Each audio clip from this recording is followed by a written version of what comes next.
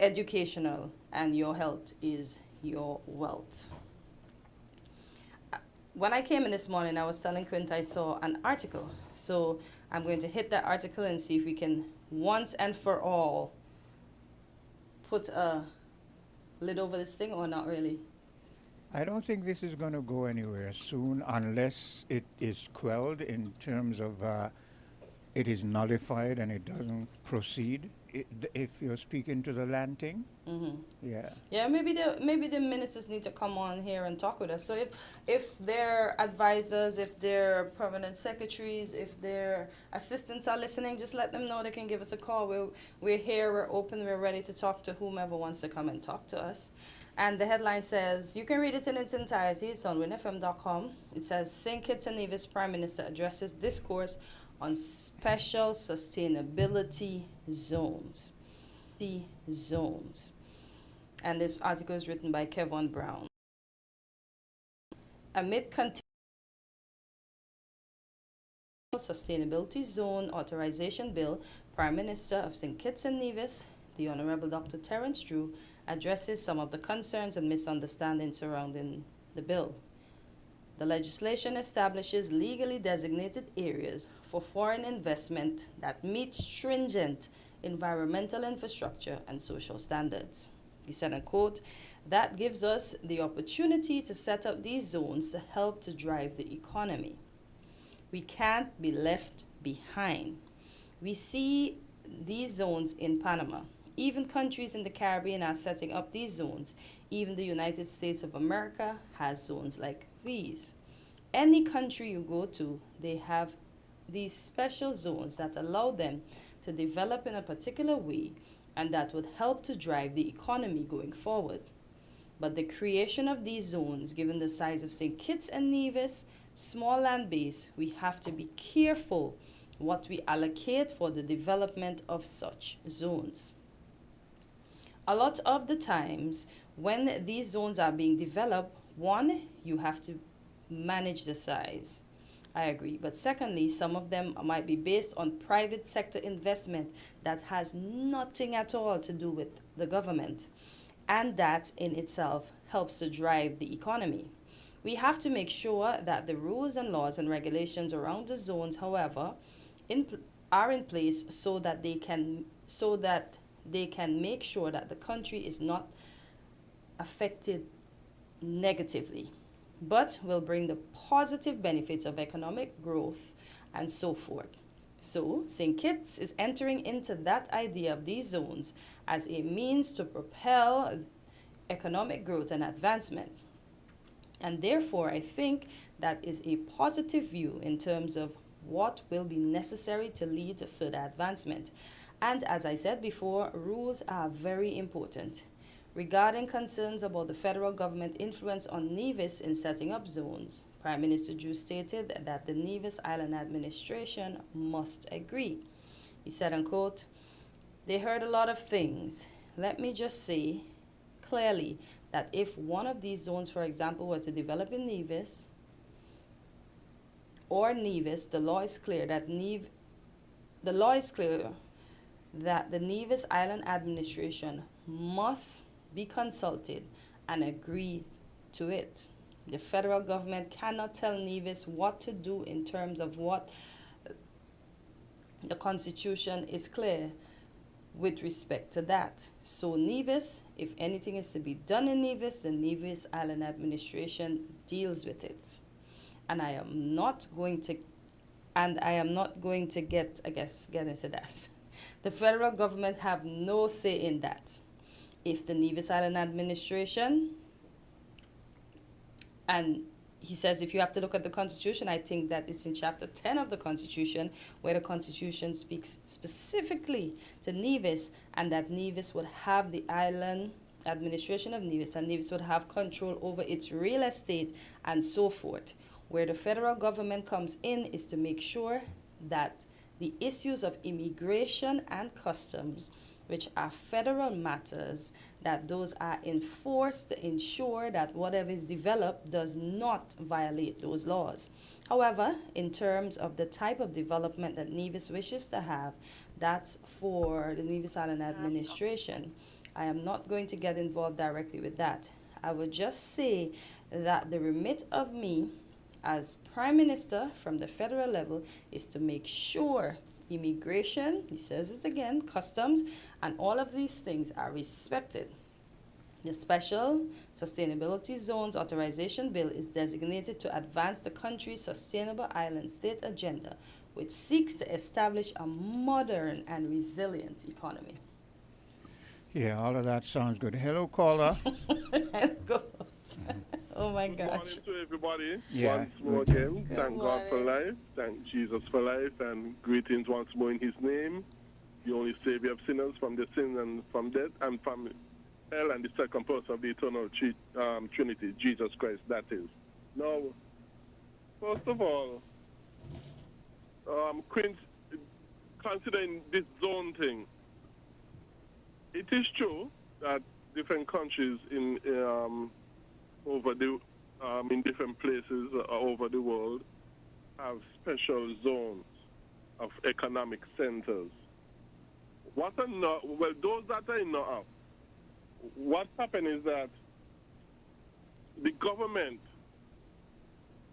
put the government they make those zones more free market capitalist, and because of that, those zones, economic zones, they grow much more economically than the rest of the countries. Yeah, you have them in, I think, at least Panama, as you say, in Central America. You have also in China some provinces and that sort of stuff. But these zones that are enough, maybe there are others that are different, but the ones that are enough, like I said, the government make them more free market capitalists, and as a result, they grow a lot more economical. They're much more prosperous economically and that sort of stuff. And it puzzles me, seeing that biblical principle work with these zones, why they don't apply them to the whole country, the same principles, and make the whole country more prosperous. You know, why they don't do that is really a mystery to me. You know, because if you work in a special zone, those biblical principles, why they don't work, don't they think they would work for the whole country? You know? Not that they went to the Bible to figure out these principles. It's just that they do them unintentionally and unknowingly, but they still do them, you know, and the effects are still the same, whether you know that you are applying biblical principles, yes or not, the effects are still the same, because the principles are the same. But when you just say the opposition don't speak out on certain things that they need to speak out to, with maybe one or two exceptions. For example, on the land issue, it has to do with the lady for NRP, the doctor lady, and so on. Well, I believe the opposition will speak out the closer it comes to elections so that they could gain political points. But why wait until then, though? Why not speak now? Well, maybe probably they think they won't get as much political points as they will get around election time, because maybe they think when election time come out, people might forget. So maybe they might think doing it probably around election time might be more effective when they speak. That's my guess. I just guessing, eh? Yeah, but do that's you my realize the electorate is paying attention to everything that's happening, and almost everybody has a say, even if they're incorrect? You see, politicians think kind of odd, eh? They really think kind of odd, and sometimes they think, you know, I really wonder what happened to them, you know.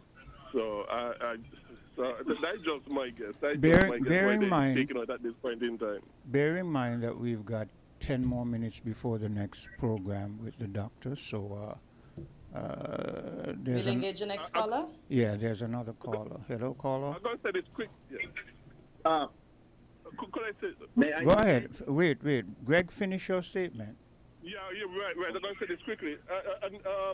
Another thing concerning the land issue, we seem to have a long history with our government taking people land, because I think I'm made to understand back in Pam's day, they took away land to give to Ross University, till when I think one doctor guy took them to court for taking away his land under this demonic doctrine called eminent domain.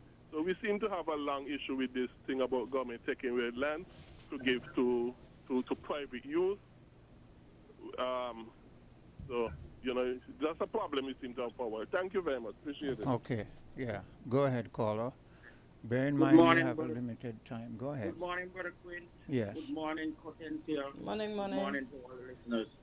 This is the voice of independent candidate Winston Welcome. I'm gonna weigh in. I'm gonna give my perspective of my observation about these lands in Nevis, and it probably goes to what happened in the past that was a dark cloud over fellow citizens of the Federation of St. Kitts, eyes and ears. Now, for what is going on, we're definitely in great trouble and danger. And this zone in Nevis brought the light right now. It is wrong in the way from the beginning the government planned their impact, because it's a great impact on the people. And that is condemned. Once you start out wrong, you're going to end wrong. Now, for one thing I'm going to lament is the fact that the due diligence that was forecast, there is no fulfillment, no manifestation. And we cannot give these administration, both CCM and Labour. And there is no chance to come in the late hours to think they're going to bribe and convince anyone with their BS. I am fully on the defensive mode and the offensive mode against these people. Their judgment is to vote them out. I disagree with everything they do that they think it is good. Because once you tell a lie and you continue to do that lie and you continue to do that lie, it will become your truth.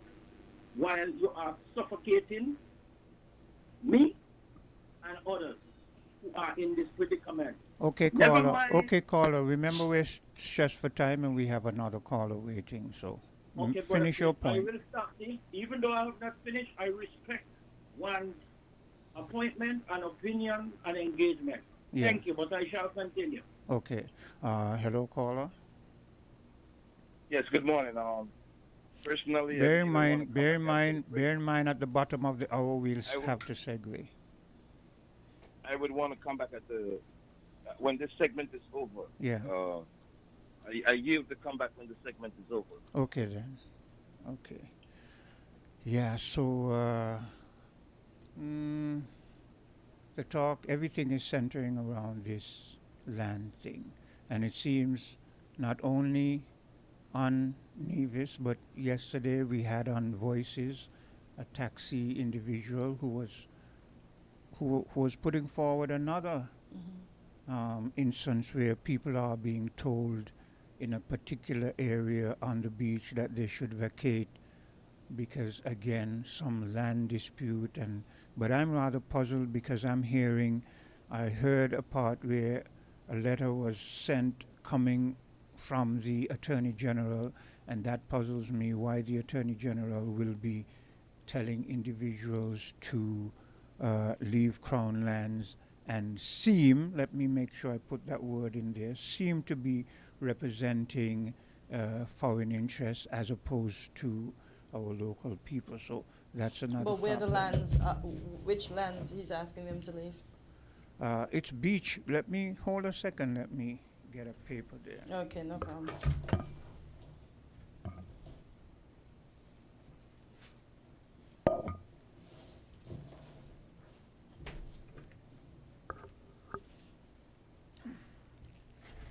Yeah, that's in the vicinity of South Friars Bay on the beach. So But those lands, aren't they not private lands and the government has nothing to do with them? From Well, what that is what I I'm was saying. told. I'm hearing twofold aspect. One, there are some private owners over there, but also we're hearing the term crown lands being used over there. And whenever you hear crown lands, it means government lands. So that is why I said I'm puzzled as to what's happening over there. And, so we'll see how that plays out. I see the phone lighting up, but I won't entertain another call because that will, take us into, we've only got 3 more minutes before the doctor is supposed to be here. And we want to make sure that when she gets here, we can segue into a commercial break so that we can make the necessary arrangements. So to anyone who is trying to call right now, perhaps you can do as Burl did and put that off until after weekly dose. Okay? Yeah, so land.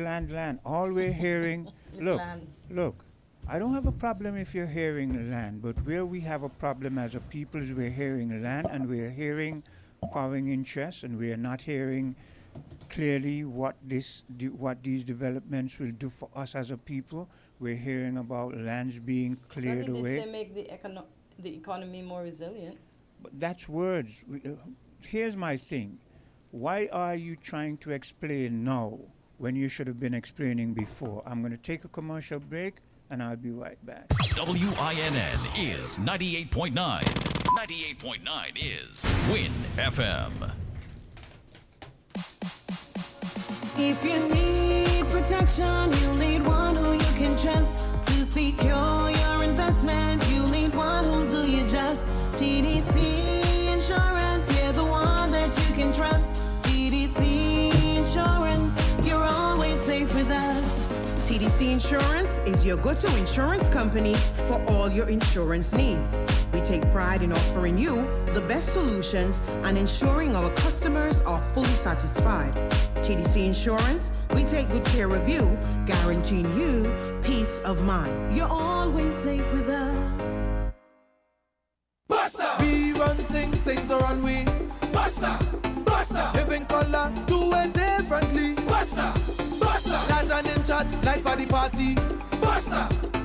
We set the pace, then everybody follow it. 7 flavors, best taste, Buster, bolder, better, better. Pick your color. We set the pace, then everybody follow it. Buster, live in full color. Buster! Here are your Horsford's Value Mart IGA specials. Running August 21st to September 3rd. Now, our Value Club Blue Tag specials. Essential Everyday Mayonnaise, just $17.99. Essential Everyday Trash Bags, $11.89. Mueller's Pasta, $5.99. Sunny Delight Smooth and Tangy, $7.99. Orville Redenbacher Microwave Popcorn, just $9.99. Essential Everyday Vinegar, $14.99. And now, our very low weekly Value deals! IGA and Essential Everyday Cereals, $9.99. Essential Everyday Oats, Quick and Old Fashioned, $10.99. Chobani Greek Yogurt, $5.69. Pillsbury Cake Mix, $6.99. Swab Deodorant, $8.99. The Colgate Toothpaste, $7.99. Shop Smart, Shop Value Mart. Tell them in Spanish. sea listo y haga sus compras aquí en Value Mart.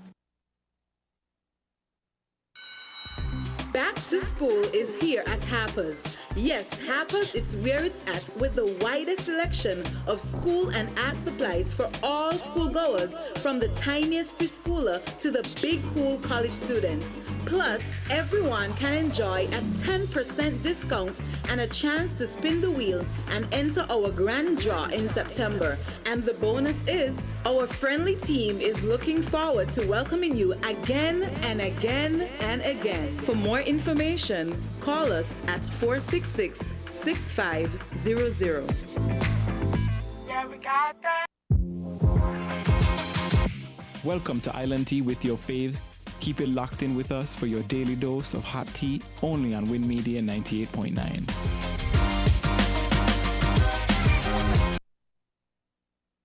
on Island T, just about 8:31 in the a.m. And as promised, we have the lovely doctor in the house. I know she came in and she spoke about the heat, and myself and Quint had that conversation about those wannabe hurricanes taking our winds. I hope they give it back soon. Doc, good morning. It's September. How was the second day? How has the first day been to you, and how has the second day been to you? The first day was hot. The second day is hot. Good morning. Good morning, Hortensia. Good morning, Quint. Good morning to everybody who's listening to our show this morning. It is terribly hot. Yeah.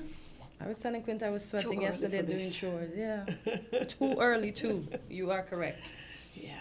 So what can we do? We just have to keep pushing through. Boy, like regardless. Last night, I'm trying to sleep. The AC's on, the fan is on, and I'm still feeling hot and uncomfortable. I'm like, are these my perimenopausal symptoms? Remember, we got to talk about it and take away the stigma.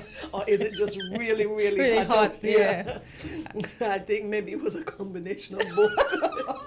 Boy, let's hope it was just really, really hot. And I know we're going to hope those, we hope those stay at bay for now. Yeah, we know how that could be. Ooh, thanks. Thank you so much. Thank you, Quinn. Thanks for the compliment. Thank you. So let us talk about the truth about obesity. And I put myself in this bracket this morning and asked Quinn because I let people know what our topic would be prior to now. Also, the truth about obesity is that I found out that we have 46.6% of our population is obese. Our population here in St. Kitts. 46. Wow. Yes, 0.6. Don't forget the 0.6 of our population is obese, and that is a serious problem, health problem. We know that obesity is a disease, and it's one of the non-communicable diseases that leads to so much complication. So I'm going to give you a couple of stats, Hortensia, so that you could keep this in mind, and we're going to discuss it as we go along. So the global adult overweight percentage in 2022 was 43%. And the global adult obesity is 16%. Those are data from 2022. Overweight children, less than 5 years old, they're about 35 to 37 million children worldwide. And children and adolescents that are overweight is about 390 million, with 160 million who are obese. And all this is data from 2022. And in St. Kitts and Nevis, we have approximately 46.6% adults who are, with obesity. And it's projected by 2035, about 50% of the world population would be overweight. And about 2 billion would be obese. Wow. So it is a pandemic of obesity that we have here. So what is obesity? Yeah, we talk about obesity all the time, and sometimes it was always just the stigma of saying, oh, you're just fat, you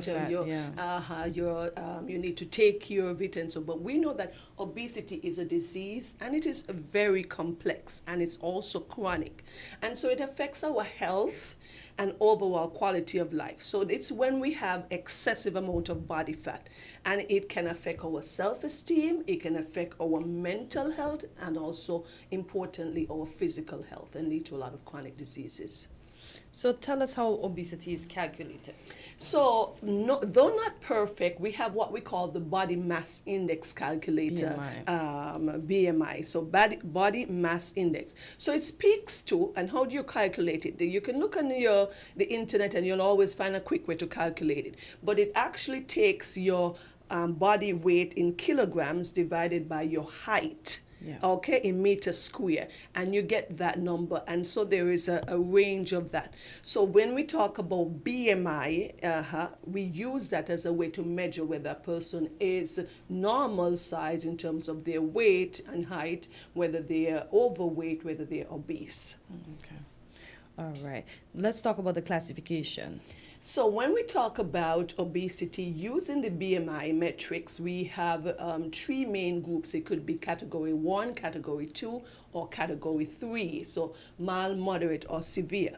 So you're going to be considered with a normal body weight between 25, your body BMI, up to what we call 29.9. Okay, so once you fall within that range, once you get above 30, you're considered now obese. Overweight is once you're above 25, right, to 29.9. So you're overweight. Once you get above 30 or above, you're in that obese category. So class 1 would be 30 to 34 to 35. 30 to 35. Class 2, 35 to less than 40, and anything above 40 kilograms per meter squared, you're going to be considered massively obese, and of course you're in the higher category, which is class 3. Why is our waist circumference important? As I was telling Quint earlier, I do not know why the fat have to go there and stop there. Yes, our body, because it depends on, that's another meter or metric that we use to measure or to speak about obesity. In males, we talk about once your circumference, so you put your tape line around your waist and you measure at the level of your umbilicus or your navel. And in men, if it is above 40 inches, we know that that is considered obese, okay? And in female, anything more than 35 inches, all right? And it is known that fat, that visceral fat, is so very important in terms of measuring obesity, because having that larger abdominal fat leads to much more chronic diseases, metabolic syndromes, the hypertension, the diabetes, and all that come with it. That's why it's important to take the BMI for what it's worth, but that's the best metric that we have right now, but it doesn't take into consideration a body's muscle, the person's muscle mass, okay? And it is different where your weight is distributed. Some persons may have their weight more on their lower body, so they're wider in the hips. It's not the same when you have a larger abdominal girth. Okay, so that is very important when you calculate what we call the abdominal circumference. That speaks to your visceral fat, and that speaks to a lot of complications associated with it. Yeah, that girth, that's problems. Let's talk about the causes of this obesity. Well, people used to think that all it was, and sometimes we still want to think that it's calories in versus calories out. So you want to make sure that your input is less than your output. So people would say, oh, it's just because you're eating too much. It's just because you're not exercising enough. But we know that it's much more complex than that. It has to do with your mental wellness, your physical wellness, psychologically as well too. And there are lots of different contributors to this obesity that we speak about. Certain medications that we know that we use, persons who take medications like steroids if they have some kind of autoimmune disease, you take antidepressant. I remember specifically a young student came and saw me and said her weight kept going on, so she started taking these antidepressants. If you're taking medication for diabetes, commonly we know that diabetes is so prevalent in our community, and so persons' weight increases. And certain medications that we use for hypertension, like the beta blockers. Persons who are disabled, it's not the same that you're healthy and you're, that you can be as active, and once you are bedridden, you're disabled, you've lost a limb due to some disease or an accident.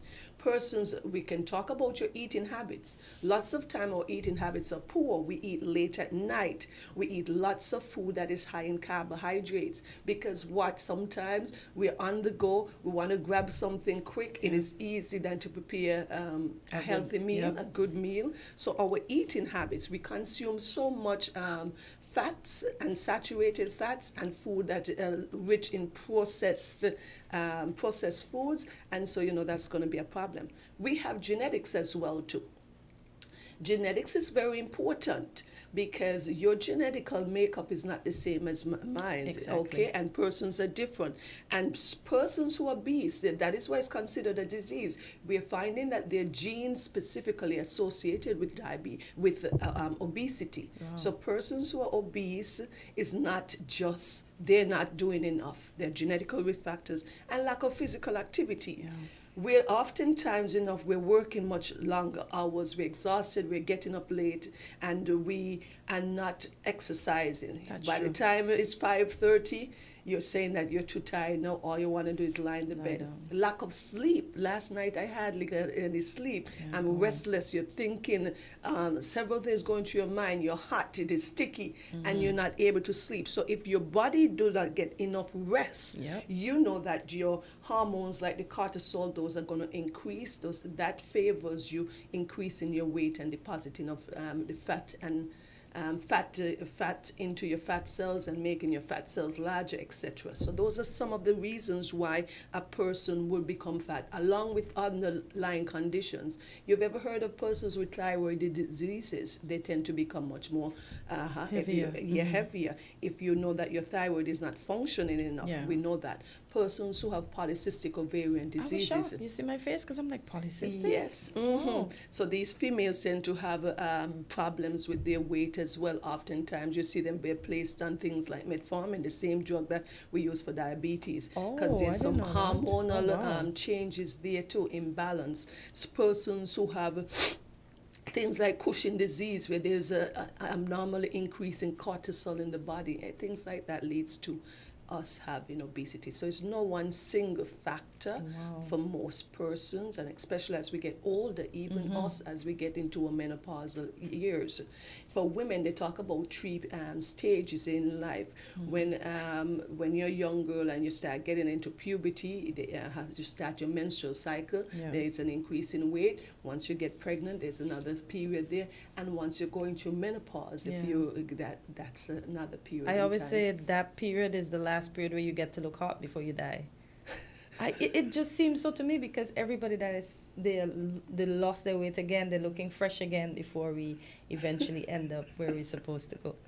I just look at a lot of ladies and I see that and I was like, wow, that person had so much weight, but I don't want to wait until then to get slim. I want to work now. But I noticed that. So what are some of the complications of obesity? So we know that obesity is associated with lots of complications, okay? And one of the biggest one is cardiovascular health. When you talk about cardiovascular, we're talking about the heart and the blood vessels associated with it. So we know that can increase things like coronary heart disease, where the blood vessels that supply the heart becomes damaged, becomes blocked. We're talking about things like heart attack, where you're not getting enough blood supply to a section of the heart and that tissue dies off. We're talking about heart failure. So obesity contributes to a lot of that. We're talking about fatty liver diseases. Lots of extra fat is deposited in the liver. That can lead to inability for your liver to function. Remember, we talked about liver failure some time ago. That's a risk factor. We talk about things like developing gallstones when you have high cholesterols and stuff. Kidney disease. Of course, diabetes type 2, we know that our community is plagued with diabetes. And these are some of the things that we know that. So we know statistically that obesity increases your risk of a premature death from all of these causes, okay? So studies show that you can reduce the risk by even losing a small amount of weight, about 5 to 10% of your current weight. So we often speak about some of those diseases that can lead to lots of health complications. Obesity is one. We spoke about things like diabetes. We often speak about high blood pressure or hypertension. So obesity is associated with lots of other health factors. Well, we really have to get rid of these girls, the love handles, the muffin tops. Everything has to go. So let us talk about Go ahead. Just a second. Why do we call it love handles? What is the love about those? Well, I think the idea was that your partner could hold on to you tight. Right, Quint? If there is something... Sounds good. Remember that culturally our black men did not enjoy having the really thin ladies. You remember it was originally, yes. It's only now we big and obese. We want the slim things. I don't understand, yes? So a lot of work to be slim. Exactly.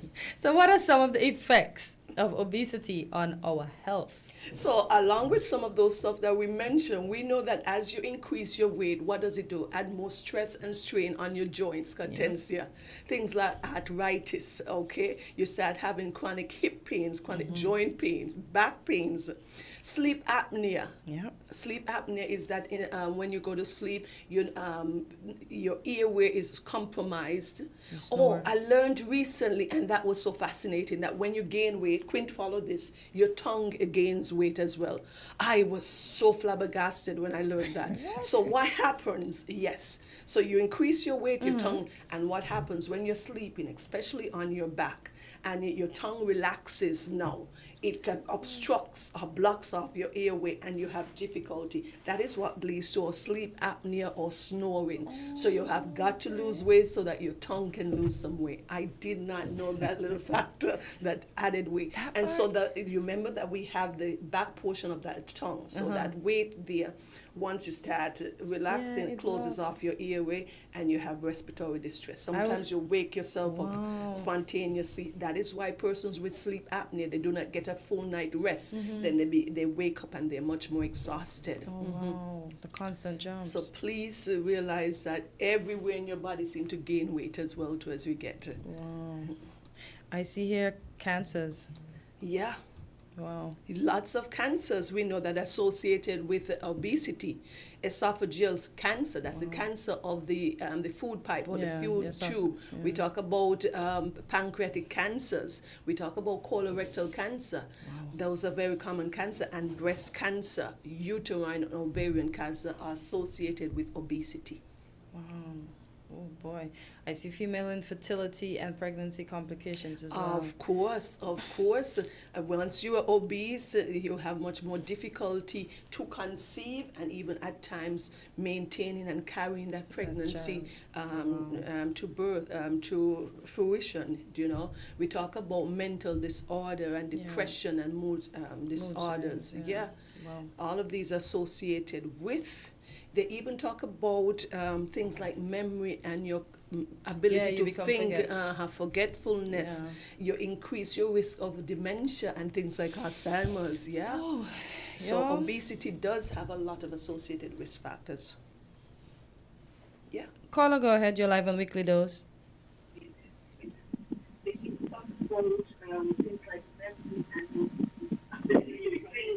Caller.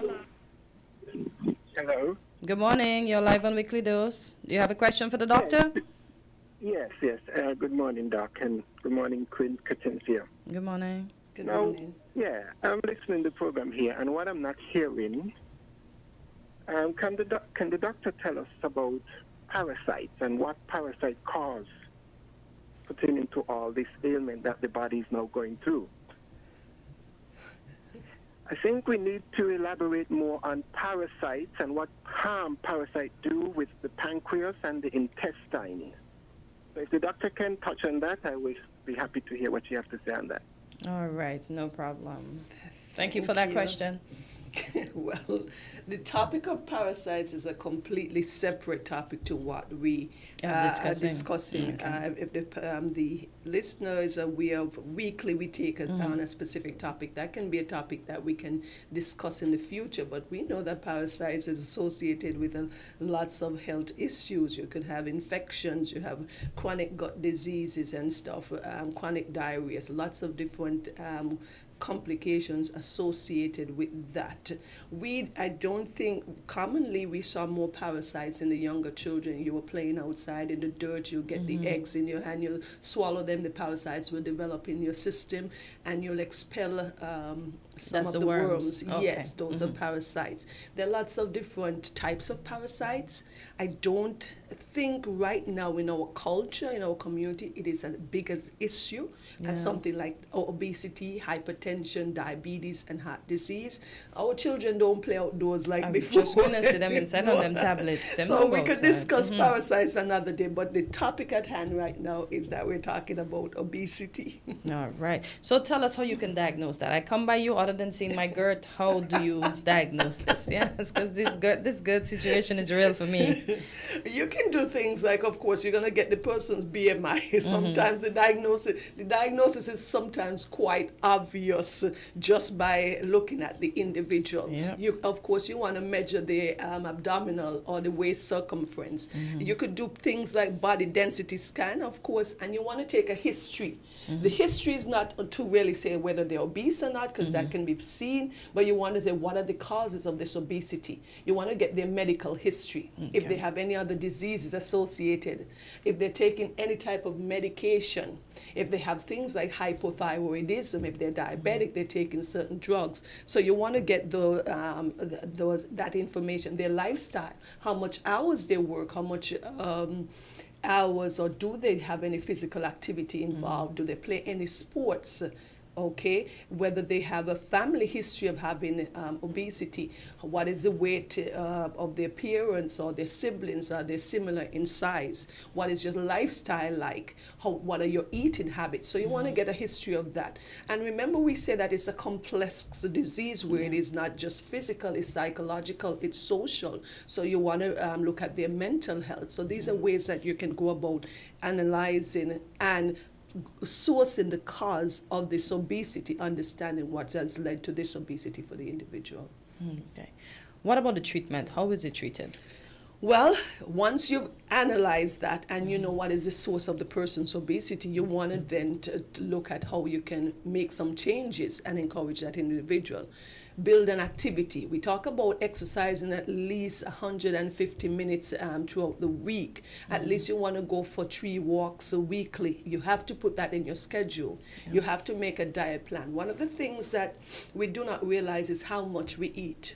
Yeah, boy. And so persons are being advised to make a diary of their everything that they eat, even if you put a candy in your mouth, because some of the things that we do not realize having quite a lot of calories. All the juices that we consume, you get one of those bottles of juice, it's 250 mLs, and it's supposed to be 2 servings, meaning it's supposed to be split by 2 individuals or 2 separate times, but you drink all of that, and each one of that, it has about 300 calories, so you've just consumed 600 calories. Think about that.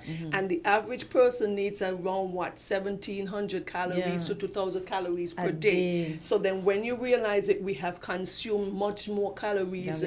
So you want to take a true history of what you're consuming. So detail everything you put in your mouth. Sometimes you undergo and you grab that chocolate bar, a Snicker bar, or whatever bar, and that bar is 250 calories, and it's what we call empty calories, because it just give you sugar high and then you're hungry again. So you want to know exactly what you're putting in your mouth. You want to know things like your mental health, if you want to get mental health support, because persons who have post-traumatic stress disorder, persons who are chronically stressed, that can lead to obesity. You want to make sure to talk about options of medication. Everybody keeps talking about this Ozempic. Yes. I see Serena, she recently came on and spoke about it. I think she lost about 30 pounds plus. Plenty. Yes, she lost quite a lot of weight, and so she has been speaking about that. So persons can be placed on some of these drugs, these injectables or these tablets, if there is a need. And once these are persons that we know, just exercise and telling them to exercise is not enough. But you got to remember that these drugs are going to be long-term, because once you stop using these medications, it can go back on. So it's a whole mindset we have to take a look at. That's why it has to be psychological. What prompts you to eat? Most of the times we know that we as women, we are emotional eaters. You eat when you're stressed. Eat with a breakup, with your ice cream. Yes, and so we do that. So you want to get to the root of what's the reason for that. And so you can use these medications. There's also surgery that can be done for individuals who are morbidly obese, like especially if they're in that class 2 and class 3 of obesity. There are different types of bariatric or gastric surgeries. Okay, caller, go ahead. You're live on Weekly Dose. Good morning, everyone. Doc, how are you doing today? Good morning. I'm doing well, thank you. Question. Happy to hear that. God bless. Fasting. I know people go on fasting, but what does that have to do sometimes with what you're talking about? And even not only with reduce weight and with diabetes, but in good health in itself. Some person may have half a day for fasting. Some person might have a day in itself for fasting. Let's say persons who are 7 Adventists might say, okay, I'm going to fast half of the day, and that Friday also I will do a light eating, maybe fruit and vegetables and water and stuff like that. How would that play into what you're talking and the good health in general. Okay, all right. So the caller is talking about fasting and how does the role it plays in overall wellness. It is being studied and continuously that we're talking about now this intermittent fasting. One of the things that we all do know that we just said we consume much more calories than we actually need. The importance of fasting, it means that you give your body a rest and you give your stomach a rest, and it is important to do that. And then what happens, your body then can use the stored fat, right, and burn that fat for energy source. All right? Because once we consume something, your body uses what it needs right now for energy, and the rest is stored. It is deposited in your cells, it is deposited in your liver, and that is where that energy is stored. Once you're in fasting mode, okay, your body then, what happens? Then retrieve those fats, those calories, break them down, and use them for energy. All right? So that is where fasting can come into play. There is some proponents and opponents of fasting, because they also speak about if you fast too long, your body goes into a fast, that deprivation mode. So you try to hold on to much more fat cells and much more fat, because so then your metabolism drops off. But it is important to understand, yes, periods of fasting is actually good. If you're religious, it makes you improve your clarity and your focus on your prayers. But for health, you give your body a rest, and then your body can use that stored fat and burn it as energy. Okay?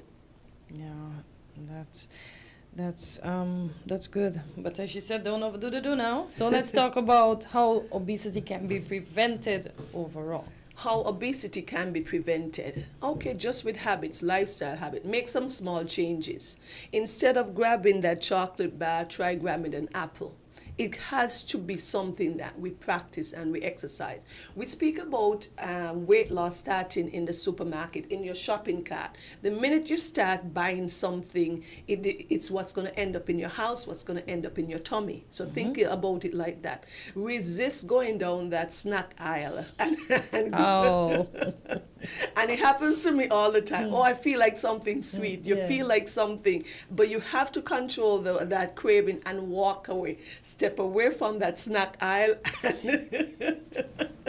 and go over to the produce where you can get probably a few grapes, get some apples and stuff. Because all of these snacks are processed stuff. They're loaded with sugars. They're loaded with all these processed flours and stuff, these cookies, the biscuits, these chocolates that we love. And so you want to step away from that. And so you want to cultivate an overall wellness, making sure that you prepare your meals. One of the biggest problems with us, and it happens to most of us, we do not have the time to sit and make a proper meal, so we grab what's near to the hand. And typically what is easy is that fast food, so you stop and grab something quick, or bread, and we know all of the problems that come with consuming all of these white and processed flours. So you're grabbing a burger, you're grabbing some fries, and we do not take time to do a meal prep. So one of the things that we can do, especially on the weekends, you prep your meal. If you're going to cut up your carrots, you're going to cut up your onions, peppers, whatever, and you parcel them out. So it makes it easier throughout the week to do that. And it is something that we all have to create that habit of, because if you start thinking about your meal only when you're hungry, that's when you're going to grab whatever is closest, and it's typically something that is not healthy. And so you want to add physical activities.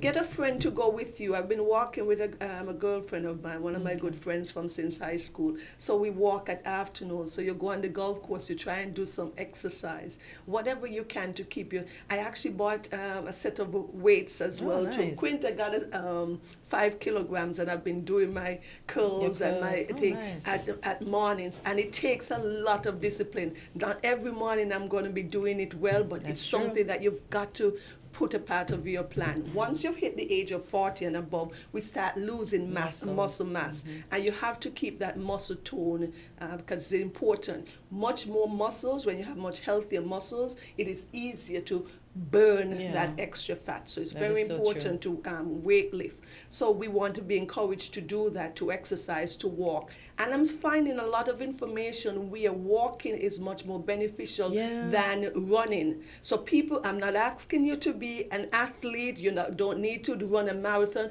You just need to walk for 45 minutes and a brisk walk, and that's going to be very helpful. So these are some of the things. And get a buddy involved, get an accountability partner. When somebody's calling you, you really hope they wouldn't call you the morning to get up. So you're exactly. And when they call you, you know you have to go. So it's an accountability partner. So it's very important. We have got to get that 46.6% down of obesity that we have in this small community. It's not too far from 50 at all, and we It's don't not, want that in our little federation. No.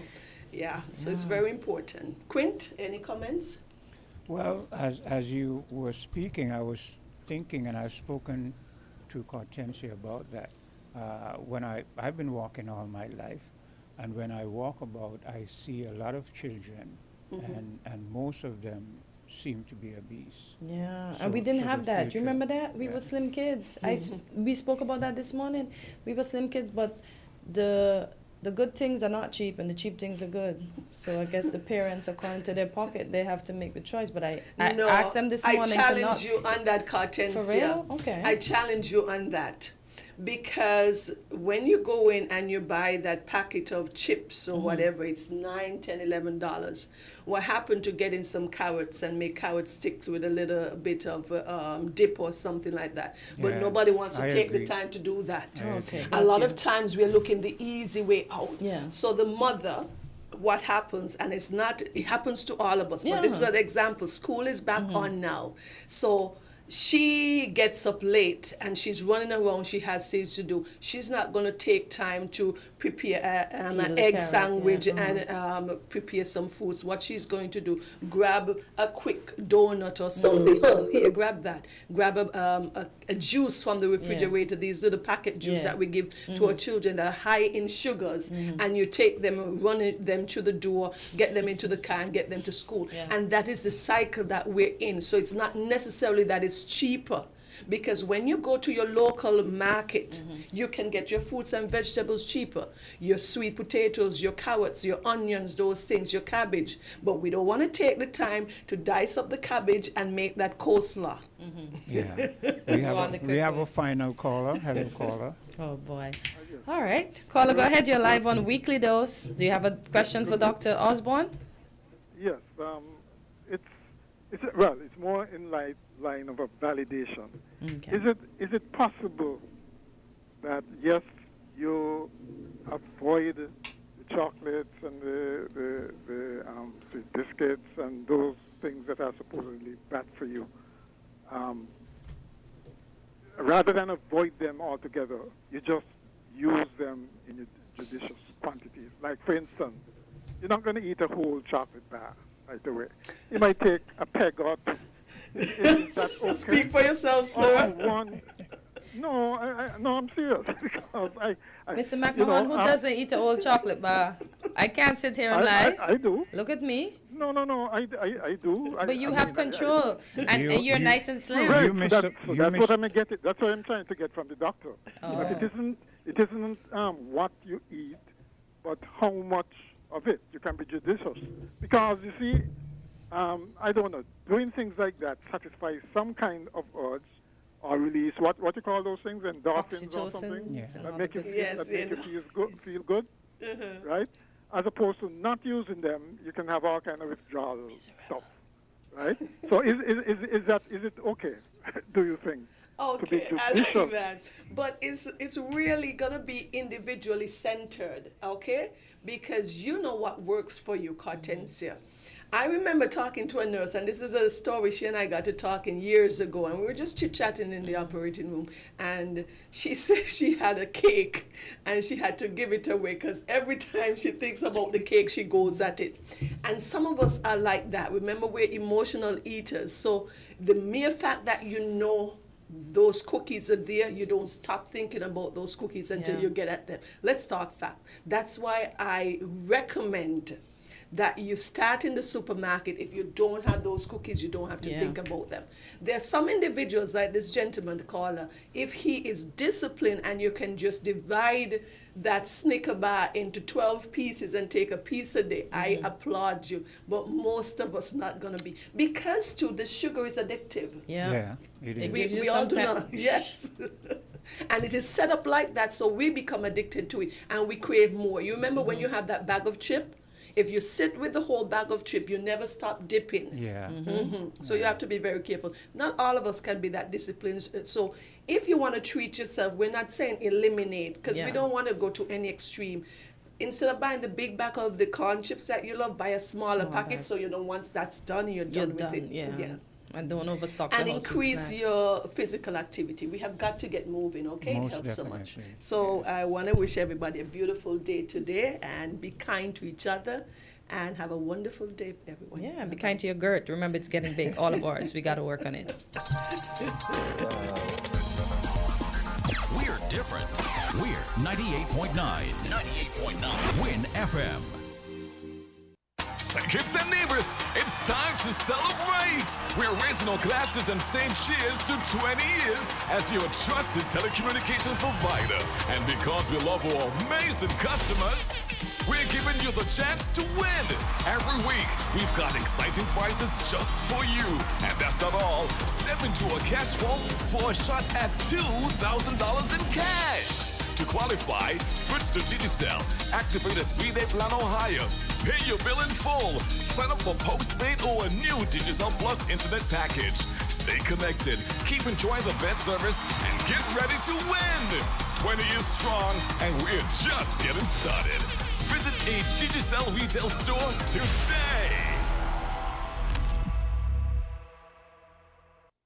From the time that you taste it, man, you know that it's greatness. Some ice in your cup, tell your friends link up. You know that we like signal the bartender. No, we don't need chaser, but if you want, it could mix with anything.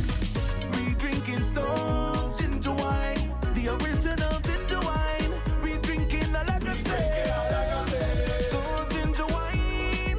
Greatness is forever. Back to school is here at Harper's. Yes, Harper's is where it's at, with the widest selection of school and art supplies for all schoolgoers, from the tiniest preschooler to the big cool college students. Plus, everyone can enjoy a 10% discount and a chance to spin the wheel and enter our grand draw in September. And the bonus is, our friendly team is looking forward to welcoming you again and again and again. For more information, call us at 466-6500. Welcome to Island Tea with your faves. Keep it locked in with us for your daily dose of hot tea, only on Win Media 98.9. We're back on Island Tea, and after that informative episode of obesity, we go back into our regular programming. So, folks, we have to be mindful, as the doctor say. I try to prep my breakfast in the morning. Almost every morning now, I have overnight oats, so I do, well, not in the morning. I prep my breakfast in the night. Sorry about that. I do make breakfast in the morning, but that's for my husband. But I prep my overnight oats. I sometimes mix it with my chia seeds, with my raspberries, with my blueberries. And trust me, I want to put in honey or some sweetness so bad. But folks, I'm not. To the listening audience, I'm not. I'm trying. I put cinnamon in there. Sometimes I will add a tip of a pink Himalayan salt. I'll pour in my almond milk that I buy from Ida Rams, Best Buy, or Kumar's. Kumar's have this nice one that I like. It's in a green box. It has a tinge of taste to it. So because I try to use the unsweetened one, as I would have said over and over again, I'm type 1. And as the doctor mentioned, that insulin makes you hungry. I have to fight to not want to eat, because sometimes I'm done eating. Like last night I have stopped eating after 7, and last night I had to eat late because I was so busy doing my housework. I didn't realize time went by, and I was done eating. I had some steamed white rice and some Thai green curry from Asian Voyage, and I was done eating. I'm like, I'm hungry. And I'd be like, no, you're not hungry. You just had a good portion there. You need to not eat. Sometimes it's a mental thing too. That's what they say, but with the insulin makes you hungry because type 2, persons with type 2 diabetes, they lose weight, they end up eventually losing a limb, which I don't want. But with type 1, we have to take the insulin and it feeds, it's like, to me, insulin is like steroid. It feeds your hunger, so I have to be mindful. And as she says, sometimes I'm at work at the airport, I like that, I'm busy walking, but then I'm hungry, I'm going to grab a digestive. I'm going to grab a pack of wafers or something like that. That's not good. Yeah.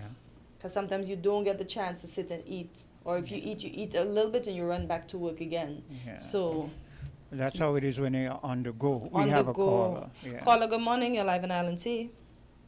Yes, hello, it's me again.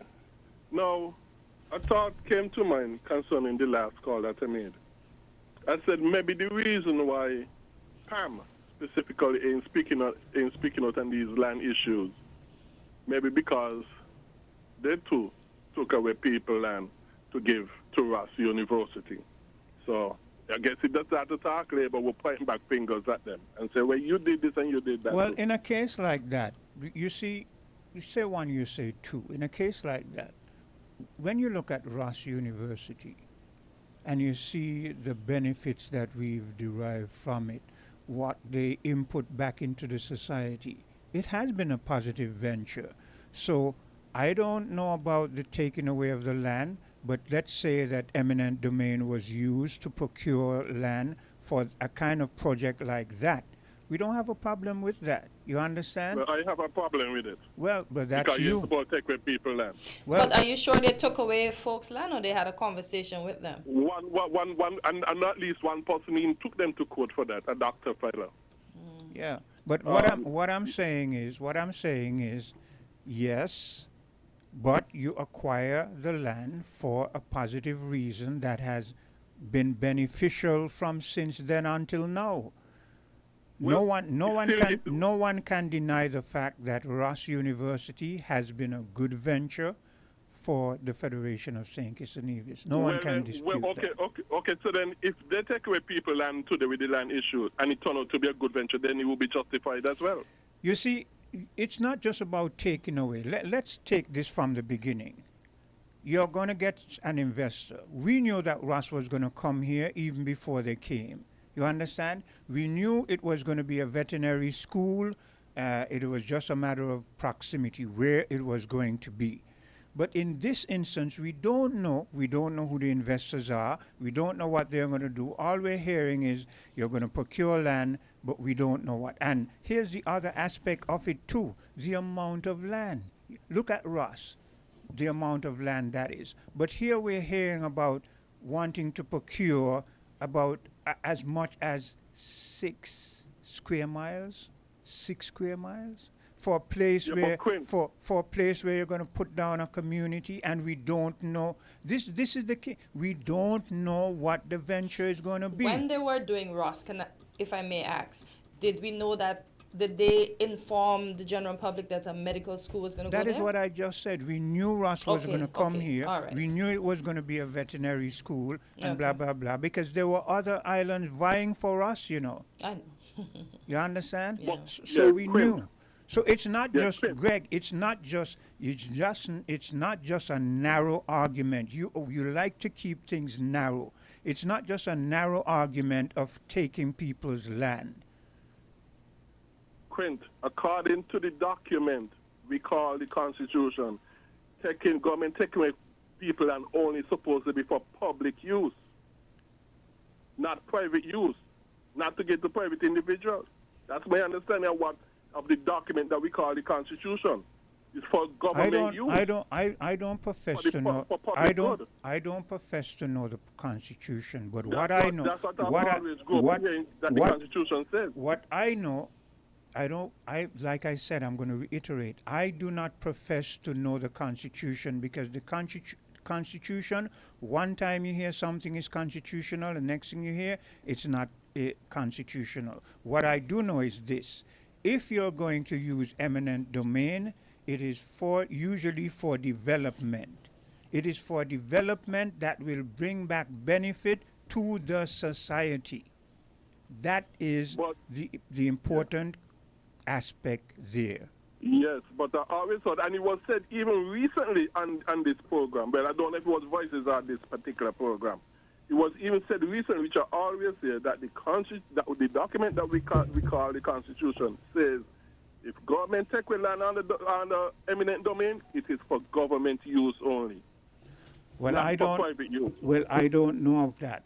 As I said before, I don't know. That is my understanding. But that is. But But I don't know.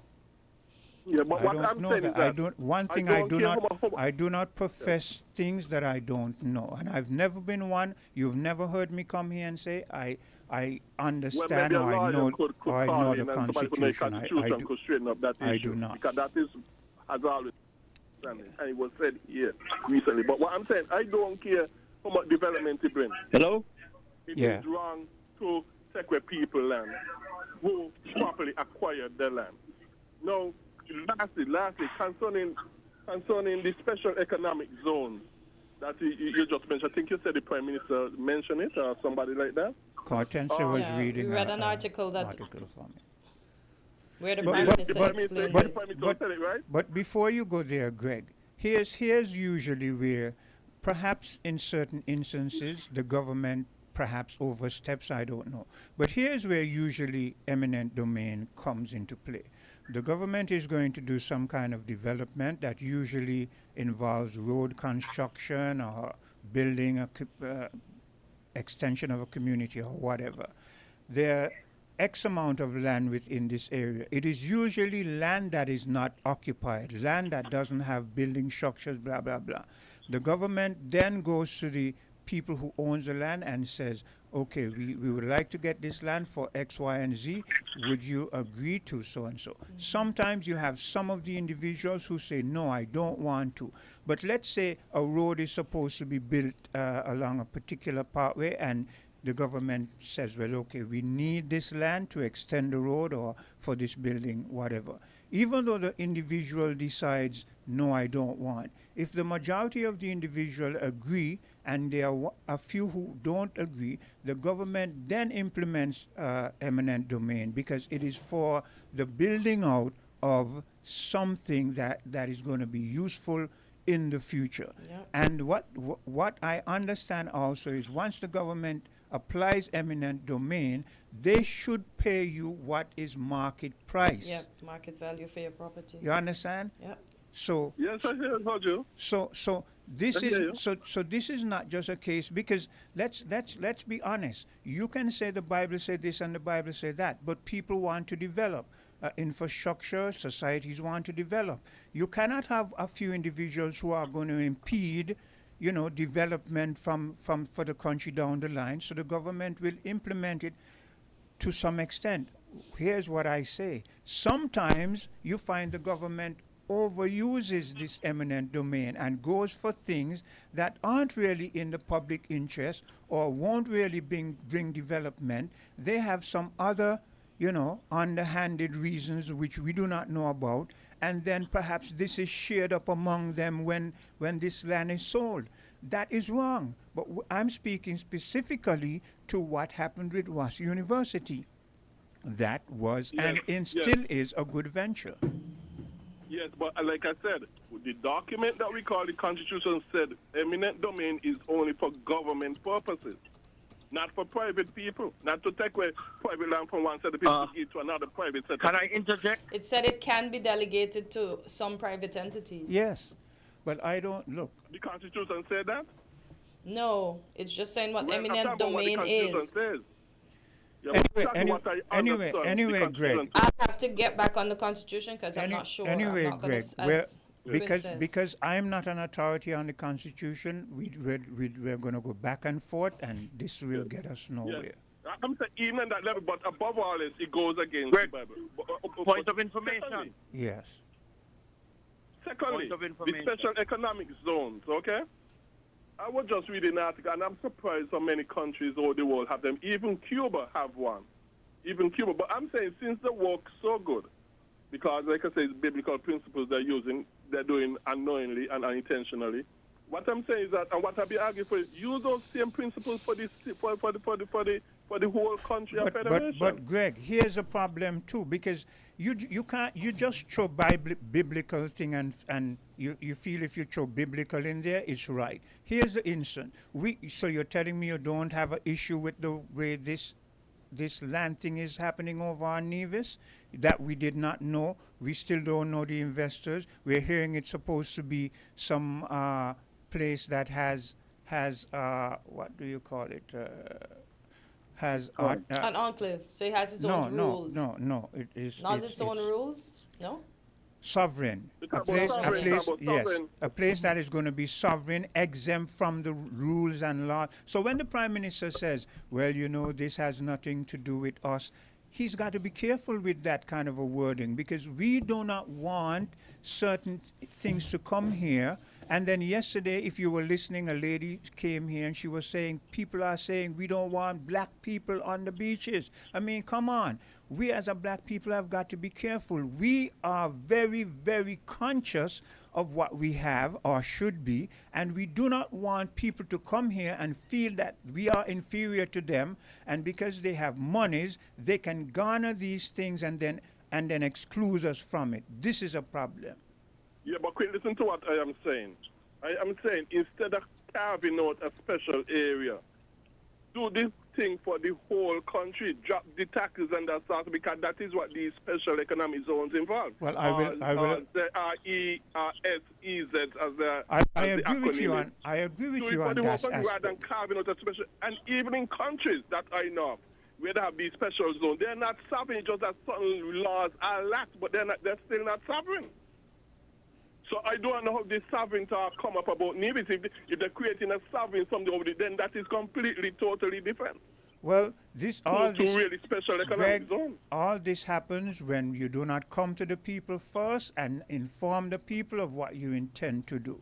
So people can say whatever they want to say now. The federal and the Nevis Island administration can say what they want. We are saying you should have come to us before. Let us know what is happening. Let us be aware of it. Let us feel that, okay, we feel comfortable with it. Not we're hearing it, and we're hearing all these things about land, and we don't know any. We're none the wiser.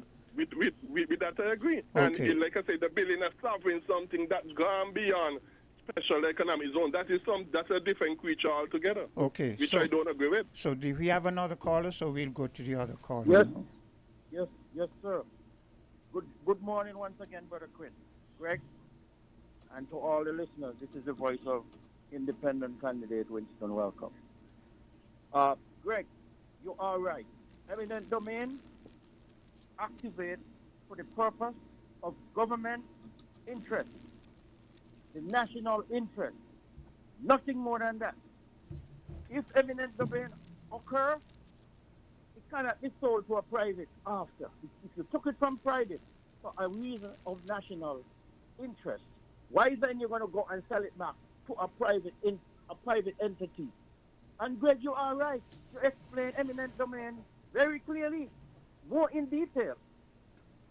But the way, the focus is on what our government doing. What is the NIA, Mark Grantley, and this now down to Mark Grantley and his wife, This don't have nothing to do with the government. If such a chunk of land going to be sold out, the plans have to set forth up here in the States that we're building a housing project, and they put all the details, how the place gonna be, what it forced it to be, what it explained to the people. This mess we have in, there was no explanation because it was secrecy, and it was for the sake of capital, money, for these people who are involved to be profit. So for that reason, how can anyone condone that? That is problem. This is not eminent domain. I mean, it has not done yet. Okay? And I don't think it will be done because, Greg, you're going to hit me for this. I mean, Clint, you're going to hit me for this. If government do this, and my wife is part of the government, Mark wife is part of the government under this. Mark wife is not. Be careful the statement you make. Mark Well, wife I'm saying is to the not a place- part of the government. She's not. So don't Hear make that listen to what I'm statement. saying. No. Under this Mark wife is not a part of the government in any way, shape, or form. Under this guy by making these orders. No. Look what Mark did. No. Mark, hear my stupidity there. I'm going to have to cut you there because I want you to think before you speak, and I won't allow you to say things that could wind up with us being, people saying that we're libeling or whatever. How can you say Mark? She has a private company. The private company is associated with doing whatever she does in her private practice. That has nothing to do with the government. Let me take a bit of a commercial break, and I'll be right back. We're different. We're 98.9. 98.9. Win FM. Carry Festa is connections, community, and unity. It is understanding each other without saying a word. Separated by water, united in purpose. One voice, one story, one song. Carry Festa is we thing. Come for Carry Festa 15 in Barbados. Book your stay now at visitbarbados.org/Carry Festa. Don't throw those bottles away. Turn them into money today. Vitamalt bottles equal cash in your pocket. It's super easy. Just take those empty Vitamalt bottles to any Cara Brewery distribution truck or any drinks depot in St. Kitts and Nevis. We're keeping our beautiful Twin Island paradise clean. Vitamalt bottles equal cash back. Keep it clean, keep it green. Vitamalt bottle returns. Your bottles, your cash, your island. Got itchy palms? That's a sign. Money could be coming your way with Scratch and Win from Caribbean Lottery. It's the easiest way to win instantly. No waiting, no fuss. With tickets starting from just $2 up to $20. Win over $35 million in prizes. The higher the price, the bigger the prize. So scratch today for your chance to win up to $200,000. Available at Caribbean Lottery agents island-wide. Must be 21 years and older to play. Welcome to Island Tea with your faves. Keep it locked in with us for your daily dose of hot tea, only on Win Media 98.9. And we're back on Island Tea, and as we continue to speak about land, we see... But it's funny, we come without land, we can go without land, but it's a big fight for land. And let me say here, I don't usually... I think that's the first time I've ever cut anyone since we've been doing this program. But you need to be aware of what you're saying. Don't get all caught up in your passion and make foolish, brash statements, especially for someone who say they want to be leaders in this country. This individual wants to be a leader in this country, and the more you hear him, the more you put a big question mark as to is this the kind of leadership that we want? Hello, caller. Yes, good morning, Quint. Good morning to you, Hortensia. Good morning, Will. Yes. Straight out the bat, I'm going to go directly to that comment, and I'm going to make a correction to that caller. Mark's wife is not part of the government. We cannot be reckless in our conversation. And myself, anytime anyone hears me making a reckless statement, stop me as well. Yeah. But we are having a discussion, and we are here to have each other's backs, and we're here to make corrections accordingly. What I will say is that Mark and this lady, they are married. Exactly. Yes. What's mine is mine. What's yours is mine.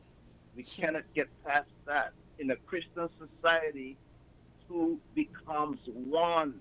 Yep. If that couple is to divorce today, whatever Mark's wife owns and whatever Mark owns, the judge is going to divide it up 50-50. Or otherwise, if either party stay with the conscience, the judge, 75% is mine and 25% is the other party's. But in most cases, The judge is going to split that SHIT 50-50. What's going on in Nevis and Sinkers is very concerning. Quint, there's a country named Honduras who had introduced this type of law to try to bring these zones, and the people there apparently pushed back. And it seems like they had to wait until the election came up, and then they changed accordingly. And then now we are hearing reports coming out that country that they have repealed that law, or they are making efforts to repeal it. Yeah. I don't have all the details and I don't know all the facts. But listen, this is my contribution to this issue here. The lands in Nevis that we are talking about, they are not government lands. They are private lands. So if the government don't have the lands to do the business with these foreigners, they should not try to go into a venture with them because they don't have the lands available. So that means you now got to go bully people and force people's hands to get their lands away from them to do this business with these foreigners. I would want St. Kitts and Nevis, being the small state that we are, is avoid having to do such things because we doesn't have the lands available. We are in limited amount. We are small. Those lands is other. We can use those lands for other stuff.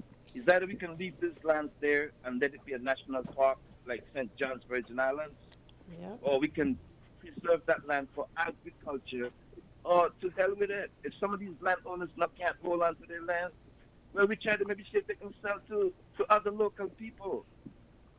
I'm not in favor of this bill. That's all I can say right now, man. I'm not in favor of it.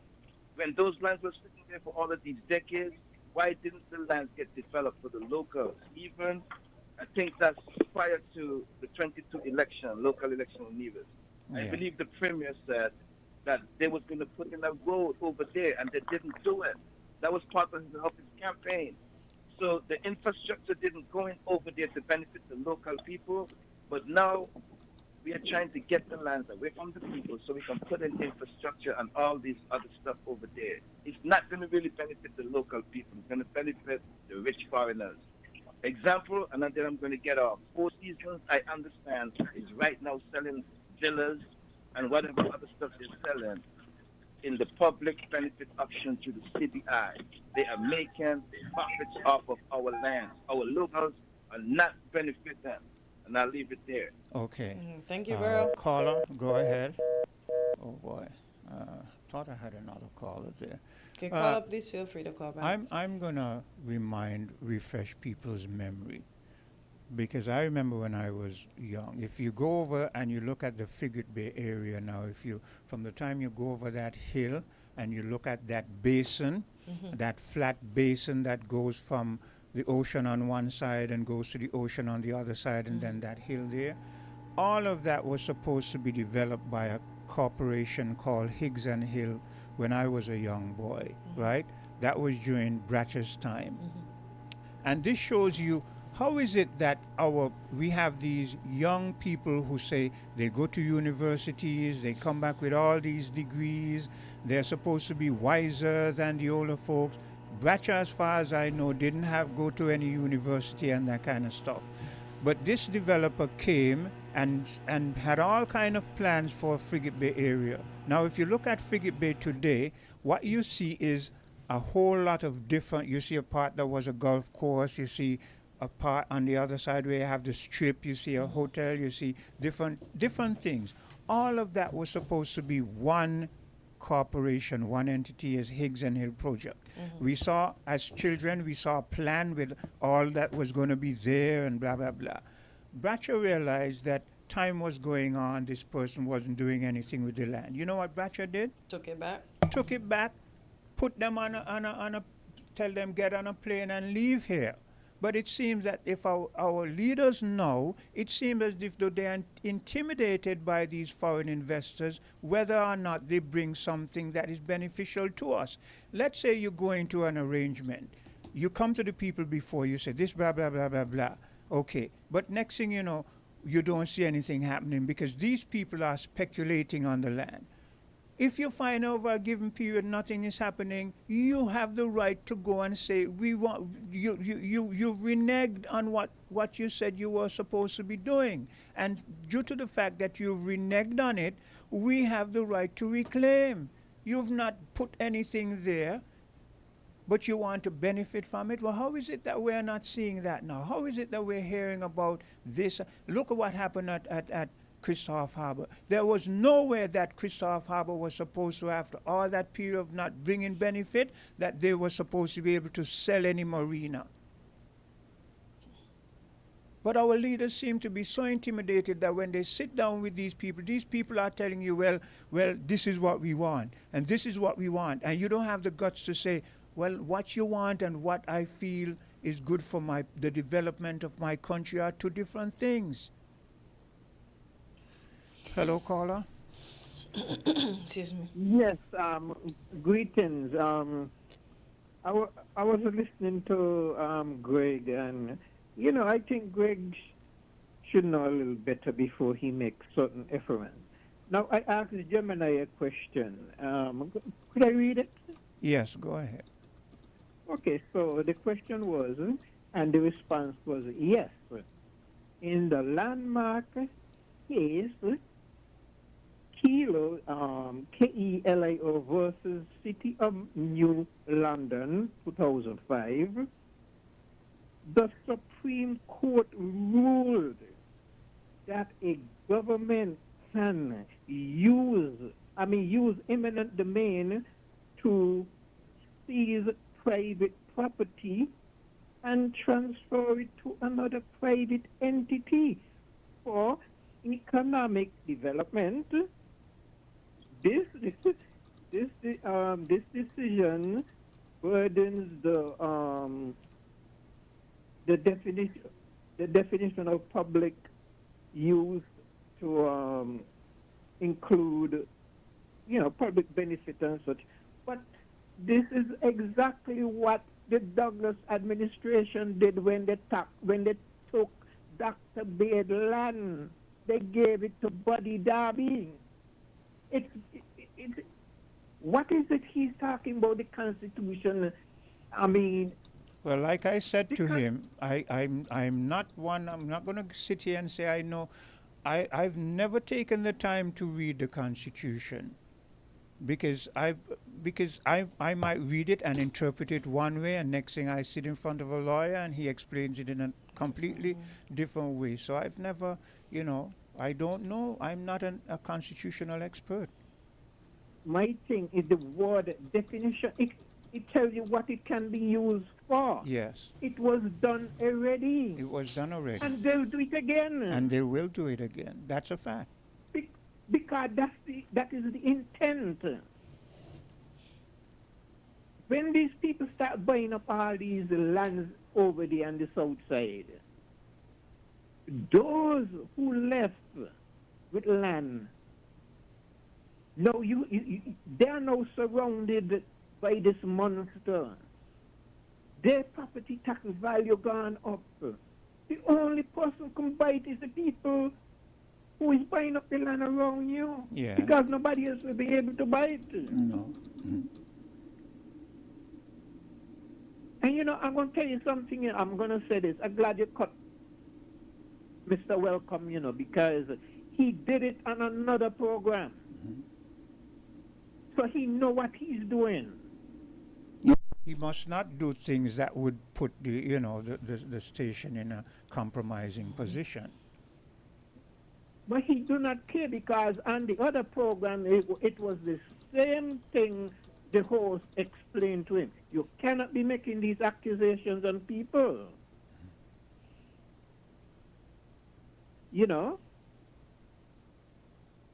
And another thing again, up here, when you call into a program, you could call into any program. Once you announce you're a candidate, you no longer could call a station. You want time, you have to pay for it. That's a good point. And I think WinFM needs to start to get creative with that. Once you announce your candidacy, Brother man, you want time? Come and pay for it. Yeah, No more freebies. that's true. Okay, thank you, my brother. Yeah. Thank you for your contribution, Because caller. really, because I've never thought of it that way. Because really, you're campaigning. Yeah. Yeah. For free. For free. Yeah. so Mr. Welcome, you had to talk to the business management and sales marketing, and then you can bring some collateral. Yeah. I was whilst the conversation was going on, I was listening and I was looking up stuff, and I found something that says the St. Kitts and Nevis Constitution protects property rights and allow for compulsory acquisition of property under Section 6, which mandates that any law authorizing such acquisition must prescribe the principles and manner for determining and providing compensation to the property owner. This provision, grounded in common law, raises the obligation to pay compensation to a fundamental right, ensuring that the government cannot take private property without providing a legal framework for fair payment to the owner. It says the key aspects of eminent domain in St. Kitts and Nevis: the government can acquire private property for public use through expropriation. It says Section 6 of the Constitution is the fundamental text addressing eminent domain. So Section 6 of the Constitution, property owners are entitled to compensation when their property is compulsory acquired. Any law allowing for compulsory acquisition must clearly define the methods and principles for determining and paying compensation. And it says the requirement to pay compensation for compulsory acquisition is elevated to the status of a fundamental right under the Constitution. Yeah, well, that is my understanding too. But like I said, I'm not a constitutional expert, but I did think that, as I explained, eminent domain can be used to procure properties once it is for the development in the long term of a country. But there's two more things I want to mention before we continue. It says potential risk. Investors are cautioned that the government has a history of expropriation practices that could potentially put investments at risk. Wow. While owners are entitled to compensation, the procedure for payment may sometimes favor government valuations, and there can be issues with timely payment. It says constitutional safeguard.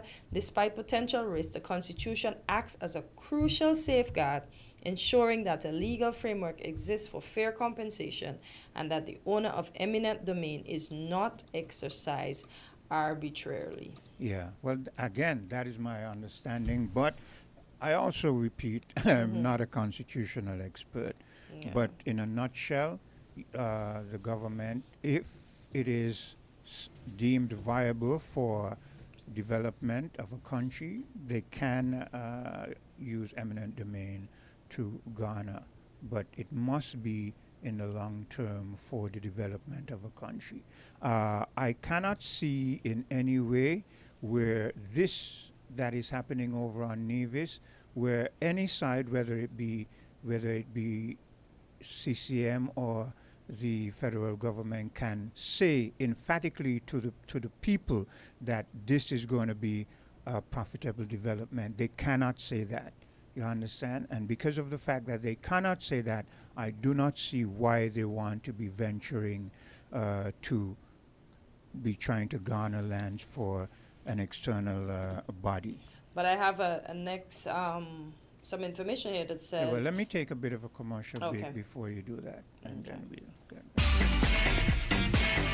From the South, 98.9 FM. When can I open my eyes? Not yet. Okay, open. Do you see what I see? It just looks like land to me. It's our land, son. A wise investment that will grow with you. Invest in land with CIBC Caribbean and we'll give you US $250 towards your valuation cost and 50% off your loan application fee. With CIBC Caribbean Land Financing, you can choose to build, hold, or pass on to your children. Visit CIBCCaribbean.com to learn more. Conditions apply. Flow customers unlock big prepaid rewards every time you activate a prepaid plan. Activate a 7-day plan or higher and earn points towards your rewards. Activate again, earn even more points. Activate next week, well, you get the picture. The more you activate, the more extra data and prizes you earn. Get in on the big prepaid rewards. Dial *129 or visit topupflow.com to activate a prepaid plan today. Got itchy palms?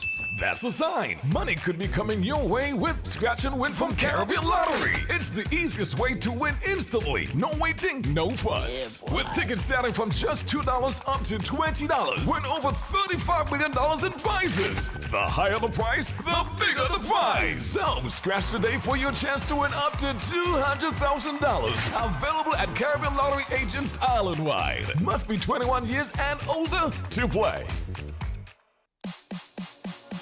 If you need protection, you need one who you can trust. To secure your investment, you need one who'll do you just. TDC Insurance, you're the one that you can trust. TDC Insurance, you're always safe with us.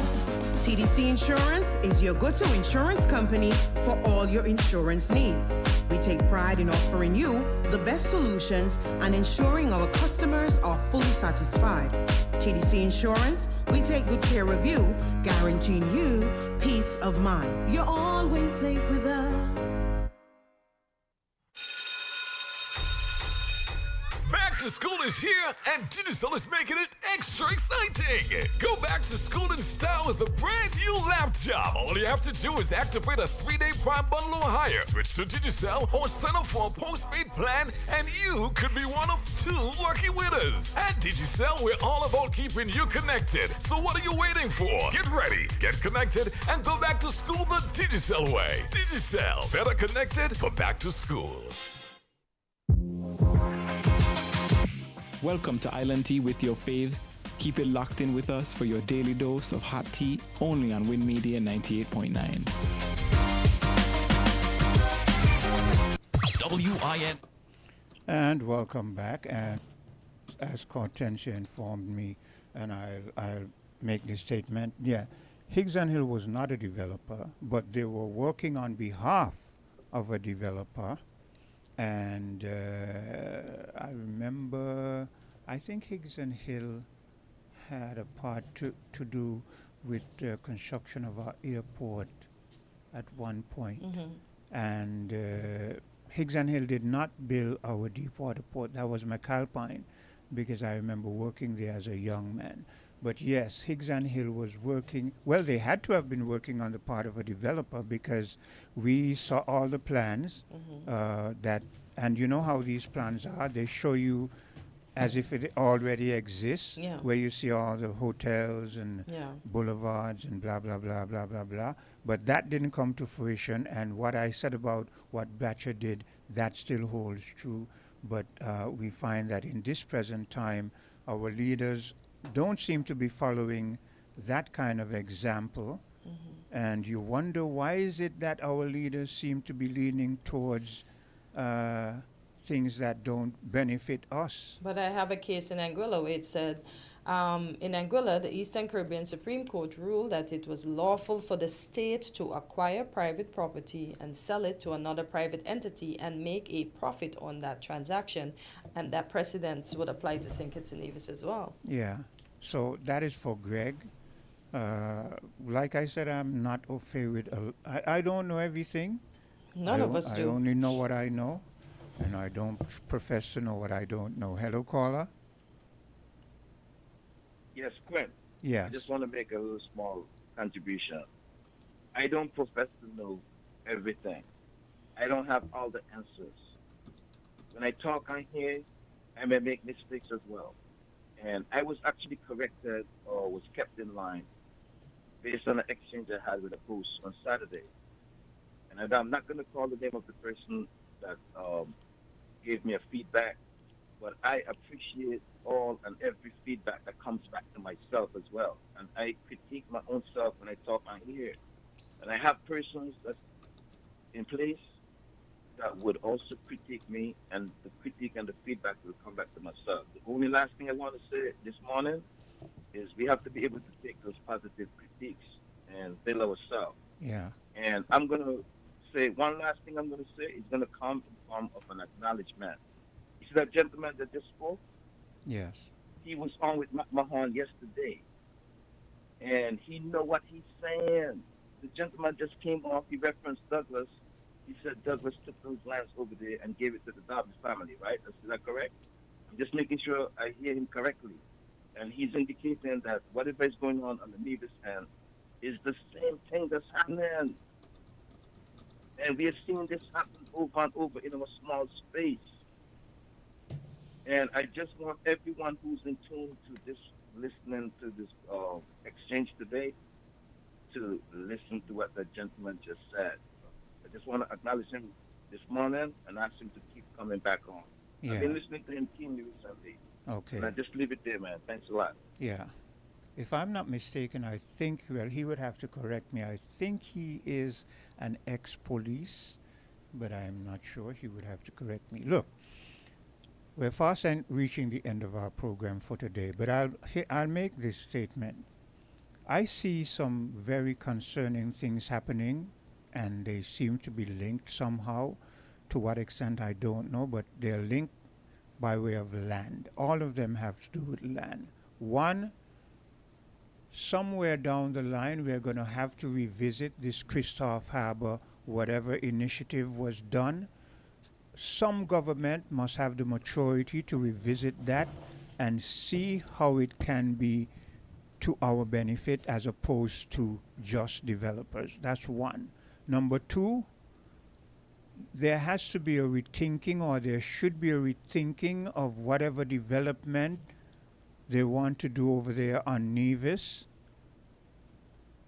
That should be, this should be well thought out before you bring it back to the public. I would recommend that whatever was proposed over there, that it is quelled, it is put to a halt, while the government, the system on St. Kitts and Nevis do proper investigation, get proper information that you can bring back to the public that will make the public feel confident in whatever endeavor going forward. That's number two. The third thing, again to do with land, is what is happening at the Fort Thomas vicinity. That again is very, very crucial. There should be again some rethinking as to what is happening, where we do not want to be hearing things after the fact. We want to hear things before. We want to know what you plan and how you're going to execute it. We don't want to hear bulldozers are here doing so and so and so, and we are vague as to what is happening and what the outcome would be. We do not want you to just come and throw in things like a developer promises to put museum there. That is vague. We do not want vague things, and we see things physically happening with our eyes, but as to the prospect, it is vague. It doesn't make any sense. That's number three. Number four, whatever is happening in the South Fires Bay area, again, to do with land, and I'm questioning why is it all of a sudden all of these things are to do with land and questionable to do with land. There are things that were proposed to be, we were supposed to be hearing, to be having a hospital built, we were supposed to be having a school built, we were supposed to be having certain infrastructure and certain things, our museum, we're not hearing anything on those things, but we're hearing all of these other things, and they do not seem to be making sense to us. Okay? Hello, caller? Yes, good morning again, Quinn. Yes. I think the most disturbing part of these things is the fact that the government on both islands seem to be siding with the investor, right? When you have citizens who are business people receiving threatening letters, yeah. When you have, for instance, the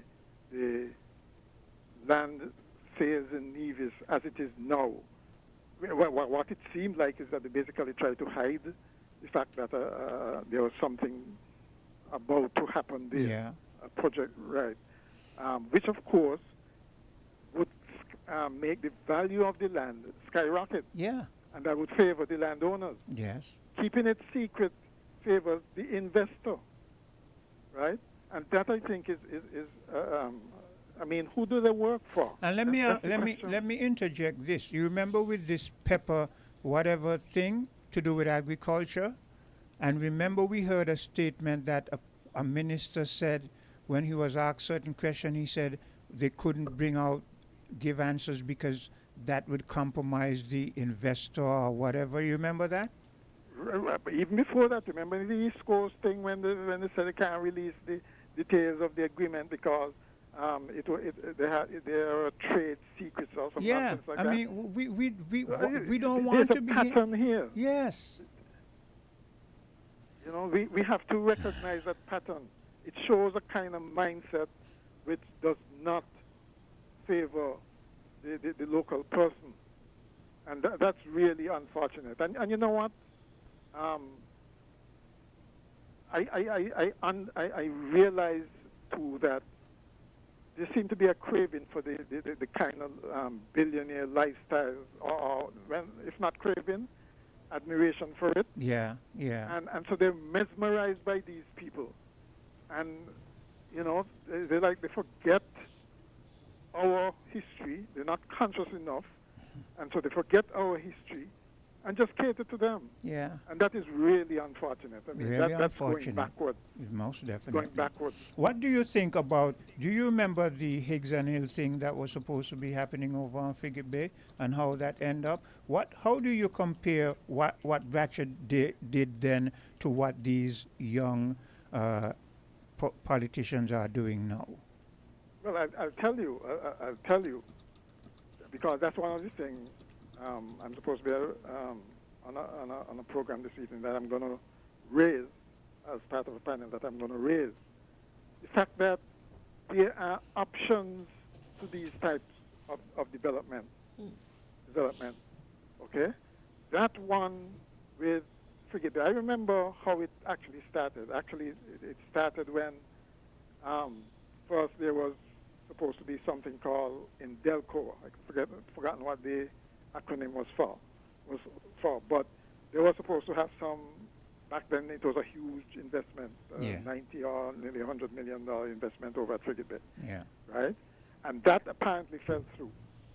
And that is when Higgs and Hill, the government bought in Higgs and Hill and so on, and started a development virtually from scratch using our local vision for what the place should look like. Yes. That is how Frigate Bay started. And now you have a combination of local and foreign investment, and you don't have, we're not awash with gated communities. You have rich people living over here. You have you have, middle class people living over here. Yeah. And it's all in harmony. That's the way it should be. That's right, exactly, right? Not have no exclusive preserve for billionaires, because you know that money talks. Yeah. You have some exclusive preserve for billionaires, they are going to throw their weight around. They're going to have more influence than the rest of us. Yes. And that, I don't think, is what we became independent to be. I agree. For some other group of people to essentially call the shots. And that is what it seems like the governments on both islands are seem to leaning be, towards. yes, they seem to be facilitating that. And that's awful, to be quite honest. That's backwardness, if you ask me. All right, then. Okay. And for the Christophe Harbour situation, it said that the Christophe Harbour development was not achieved by the state acquiring private property and selling it to Christophe Harbour, but rather Christophe Harbour bought individual parcels of land from private entities. The state's involvement was to grant permission for foreign entities to acquire the lands. And I guess this is what the Prime Minister speaks of when he talks about the immigration and customs issues. And yeah. So even if that is the case and the government facilitates the acquisition of, amicable, let me put that word in there, the amicable acquisition of lands, should not that investment yield something over a given period? Or should it just be there and next thing you know, the government bails it out on two occasions? Because we must remember these are facts, right? So the government bails it out on two occasions using our money, and what, we don't get anything from it, and next thing we hear, Marina is being sold? No, there are question marks here. We as a people cannot move forward with this kind But of... did the government bail it out, or in did this kind the investor just borrow monies from our government entity to bail himself out? It was a bailout, no matter how you want to term it, because it seemed as if though they needed capital, and the government facilitated such, right? So, what else can you call it? And we haven't seen any real benefits from it, right? That something of that magnitude in terms of land and real estate and so forth. What benefit have we seen from it other than these individuals seem to be continuously speculating? The land doesn't depreciate, Okay. Well, so let me see if I can entertain this final caller before we wrap things up. Hello, caller. Yeah, Quint? Yes. Me again, and Cartensia. Now, the first piece that Cartensia read concerning eminent domain, concerning St. Kitts, it did say it is for public use, not private. It didn't say anything about private, it said it for public use. But let me end off by saying this. The end never justifies the means.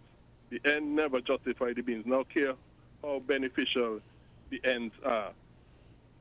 Eminent domain apply to people who properly acquired the land, and rightly acquired the land is demonic, is sinful, wrong, and therefore counterproductive. The Bible says, let God be true and all men be a liar. Therefore, whatever is biblical is right, and whatever go against the Bible is automatically wrong and sinful. Thank you. Okay. And that's how we're going to bring an end to any closing remarks, Hortensia? Yeah, I guess this fiasco will never end until we get clarity. So as I said again, I invite those that have a hand in this situation to contact us. We're inviting you to come on, speak about it. There are many sides to the story. Hear yours so that we can clear the air with what we are hearing and what we know. Because we don't know if it's correct or incorrect. You see that word you use, clarity? Mm-hmm. It is of great significance. Yeah. That is what we, the people, want. Yeah. Okay. Do take care. You too. Have a great Tuesday. We're different. We're 98.9. 98.9. Win FM.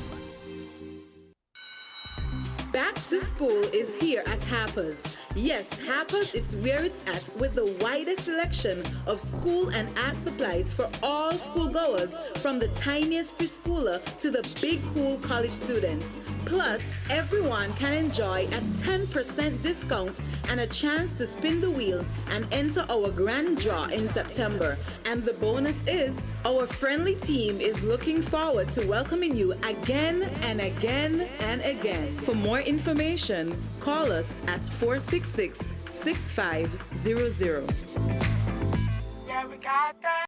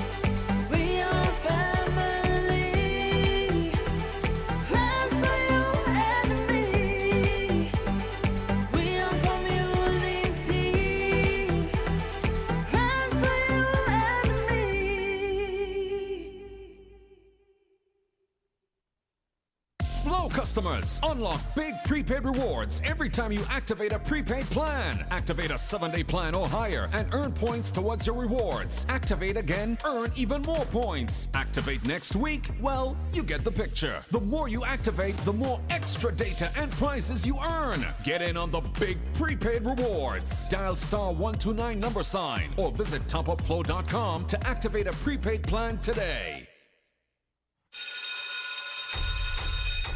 Back to school is here, and Digicel is making it extra exciting. Go back to school in style with a brand new laptop. All you have to do is activate a 3-day Prime bundle or higher, switch to Digicel, or sign up for a postpaid plan, and you could be one of 2 lucky winners. At Digicel, we're all about keeping you connected. So what are you waiting for? Get ready, get connected, and go back to school the Digicel way. Digicel, better connected for back to school.